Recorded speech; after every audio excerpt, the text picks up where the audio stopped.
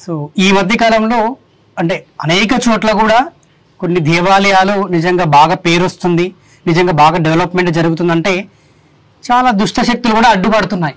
So అటువంటిది కూడా ఈ యొక్క మందిరం కూడా అదే సిచ్యువేషన్ ప్రజెంట్ ఫేస్ చేస్తుందని విన్నాను.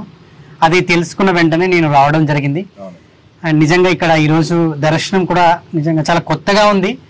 అండ్ ఇక్కడ మీరు ఏదైతే దేవుడు చెప్తున్నారో అది కూడా చాలా వింతగా అనిపించింది నాకైతే. సో ఏది ఏమైనప్పటికీ కూడా సో ఈరోజు ఇక్కడికి రావడం చాలా సంతోషంగా ఉంది. సో ఆ ఇష్యూ గురించి మాట్లాడకుండా ముందు అసలు ఈ గుడి చరిత్ర తెలుసుకోవాలని ఉంది. సో తోట మైసమ్మ నిజంగా పేరు కూడా కొత్తగానే వింటున్నాను. సో ఈ అమ్మవారి చరిత్ర ఏంటి, మరి వందల ఏండ్ల నుంచి కూడా మీ తాతలు ముత్తాతలు కూడా దీన్ని ఈరోజు ఈ స్థాయికి తీసుకురాగలిగారు, దాన్ని మీరు ఇప్పుడు ముందుండి నడిపిస్తున్నారు. సో ఒకసారి అమ్మవారి చరిత్ర తెలుసుకోవాలని ఉంది. అసలు ఎప్పుడు ఇది స్థాపించారు, ఎప్పుడు నిర్మించబడింది, అమ్మవారు ఎప్పుడు వెలిసారు? తప్పకుండా అండి. ఓం శ్రీ మాత్రే నమః. ఓం శక్తి. ఇప్పటికీ తోట మైసమ్మ టెంపుల్ అనేది ఒకప్పుడు ఈ ఏరియా మొత్తం 21 ఎకర్స్లో ఉండిందన్నమాట. సో ఈ 21 ఎకర్స్లో మొత్తం పొలం అన్నమాట. పొలం, చింత చెట్లు ఇవన్నీ ఉండేది. సో అప్పటి వరకు మొదల నుంచి అమ్మవారిని తోట మైసమ్మ అని మధ్యలో పెట్టారు. తోట మైసమ్మ అని తోటలో ఉంది కాబట్టి తోట మైసమ్మ అని పెట్టి అమ్మవారికి అలా పెట్టడం జరిగింది. దాని తర్వాత మెల్లమెల్లగా ఈ వెంచర్లు అవి అయిన తర్వాత అలా వెంచర్లు చేసుకుంటా ఒక్కొక్క ఏరియాని అనేది కాలనీలా మార్చి ఇలా చేసేసారు. దాని తర్వాత ఏంటంటే ఆ పొలం ఉన్నప్పటి నుంచి మా తాతలు ముత్తాతల నుంచి ఇలా పొలంలో ఉంది అని చెప్పి వాళ్ళు వనభోజనానికి అని వచ్చి దసరా పండుగ కానీ దివాళికి కానీ సంవత్సరానికి ఒక్కసారి వాళ్ళు వచ్చి ఇక్కడ పండుగ చేసుకొని ఏది ఉన్నా కానీ దసరాకు చాలా ఎక్కువ ఇంపార్టెన్స్ ఇచ్చేవాళ్ళు. దసరాకు మాత్రం ఖచ్చితంగా వచ్చి మా పెద్దనాన్న వాళ్ళు కానీ, ఆయన పేరు ఎల్ముత్తు, ఆయన మాత్రం ఖచ్చితంగా వాళ్ళు మేమందరం వచ్చి చేసుకొని ఇక్కడే భోజనాలు చేసుకొని ఇంతమంది చాలామంది మా తాతలు ముత్తాతలు ముసలి వాళ్ళందరూ కూడా ఇక్కడ ఖచ్చితంగా దసరాకు మాత్రం వచ్చి వాళ్ళు భోజనం చేసుకొని ప్రతి ఒక్కరికి రోడ్డు పైన వెళ్ళే వాళ్ళకి వచ్చి వాళ్ళకి భోజనాలు పెట్టి చేసుకునేవాళ్ళు. సో అప్పటి నుంచి వాళ్ళ తర్వాత తరతరాలుగా ఒకళ్ళ తర్వాత ఒకళ్ళు అన్నట్టు ఇంకా ఇక్కడ మేము సేవ చేయడమే జరుగుతుందన్నమాట. సో ఇప్పటికి మా పెద్దనాన్న వాళ్ళు చేసిన తర్వాత ఇప్పుడు ఆయనకు పెద్ద మనిషి అయిపోయారు, ఆయన తరం అవ్వట్లేదు. మా బాబాయ్ వాళ్ళు చేశారు, వాళ్ళ తర్వాత మేము. సో పెద్దనాన్న వాళ్ళ అబ్బాయి వాళ్ళందరూ చేస్తున్నారు. సో దానికన్నా ముందు కూడా ఇంకా వేరే వాళ్ళు మా వాళ్ళు చేసేవాళ్ళు సేవలు, ఇంకా వాళ్ళు కూడా ఇంకా కాలం అయిపోయారు కాబట్టి ఇప్పుడు వాళ్ళ తర్వాత నేను. ఓకే, మోడర్న్ అలా ఏం లేదండి. ఇప్పుడు ఏదున్నా కానీ అమ్మవారు అని అంటే మాత్రం ఎక్కడున్నా ఈ మట్టిలో అయినా ఇలా దూరం ఇలా పెట్టుకుంటే చాలు, అమ్మవారి బలం ఆమె శక్తి అనేది మనలో ఉంటుంది. సో ఎవరి భావన వాళ్ళది. సో నేను అనుకునేది మాత్రం అంతే, ఈ మట్టిని తీసుకొని కూడా నేను భగవంతుని పెట్టుకుంటే చాలు, అమ్మవారు నాలో ఉంటుంది.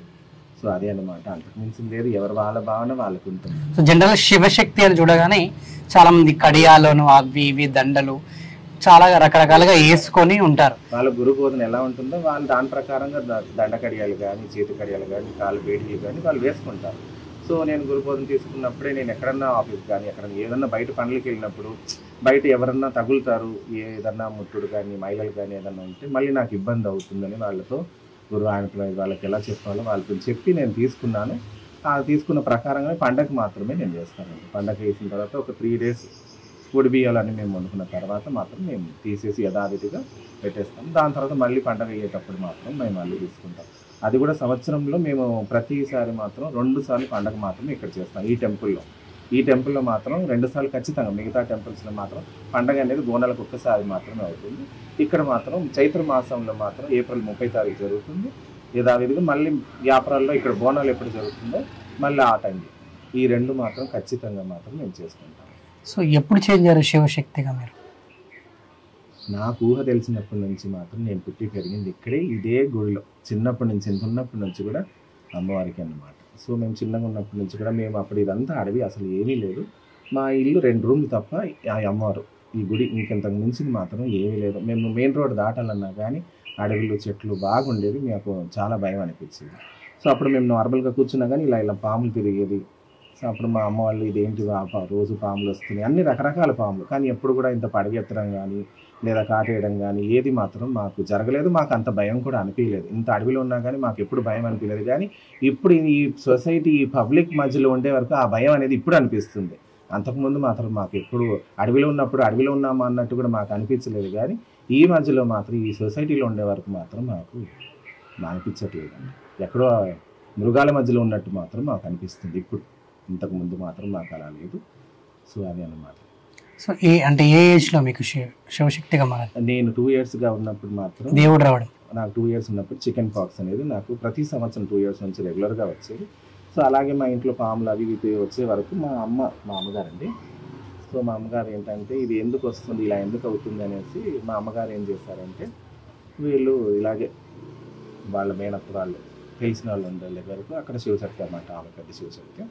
అక్కడ వెళ్ళి అడిగే వరకు వాళ్ళు ఏమంటే లేదమ్మా అమ్మవారు ఉంది కాబట్టి వస్తుంది, మీరు ఏం భయపడద్దు, అమ్మవారే ఉంది అని అప్పుడు తెలియడం జరిగింది అనమాట ఆ 2 years నుంచి. సో తర్వాత అప్పటి చిన్నప్పటి నుంచి గుడిలో ఉన్నాం కాబట్టి ఇక అలాగే మాకు జరిగిపోయింది. కానీ ఎప్పుడు అసలు బయట ప్రపంచానికి అనేది మాత్రం నేను చెప్పుకోలేదు, వాళ్ళైనా కానీ చెప్పనివ్వలేదు. అలాగే మా ఫ్యామిలీ వరకు మాత్రమే మేము ఉండేవాళ్ళం. డైలీ గుడికి వచ్చి చేయడం ఏదన్నా కానీ ఇక మనకి ఎవరైనా తెలిసిన వాళ్ళు ఉంటే మాత్రమే, కానీ పబ్లిసిటీ అనేది మాత్రం మాకు నచ్చలేదు, మా పేరెంట్స్ కానీ నచ్చలేదు. సో అందువల్ల మేము లోపల ఉండిపోయాం. ఇప్పుడు పబ్లిక్ ఒకరి ద్వారా అన్నట్టు మాత్రం బయటకు వస్తుంది.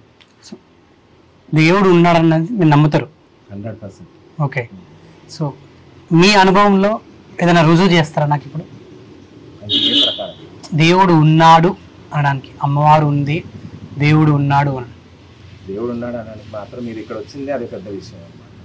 మీరు ఎక్కడో వెళ్తారు ఇంటర్వ్యూకి, మీకు అసలు టైం దొరకదు. ఇక్కడికి రావాలి, ఇంతసేపు ఉండాలంటే మాత్రం ఆమె అనుగ్రహం లేని మాత్రం మీరు ఇక్కడ వరకు రాలేరు.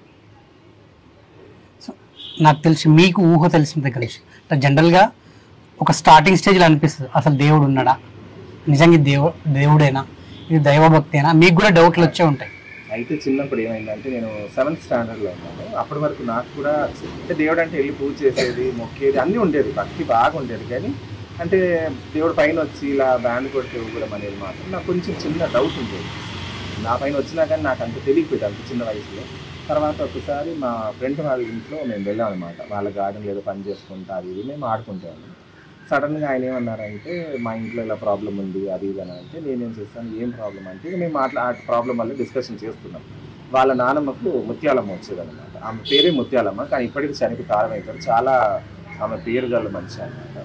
సో ఆమె ఏదున్నా ఇంత బొట్టు పెడితే చాలు, ఏదున్నా కానీ వెంటనే తగ్గిపోతుంది.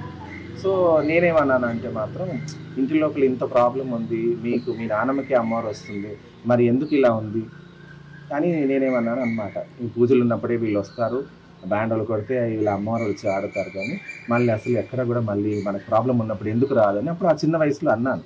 అయిన తర్వాత అదే నైట్ నానమ్మ వచ్చింది, ఆ ముస్లాం కళ్ళు వచ్చి నీకేమన్నానమ్మా, నా పని గురించి నేను ఊరంతా నేను తిరగడానికి వెళ్ళిపోతాను, నేను అక్కడక్కడ తిరిగి నేను చూసుకోవాలి కదా అమ్మా, నేను నీకు ఏమన్నాను అనేసి ఆమె వెంటనే అమ్మవారి రూపంలో నాకు వచ్చింది. కాబట్టి ఇంకా అప్పటి నుంచి ఆ అమ్మవారు అంటే ఇంత ఇదిగా ఉంటుందని చెప్పేసి అప్పటి నుంచి నేను చెంపలు వేసుకొని కూర్చున్నాను.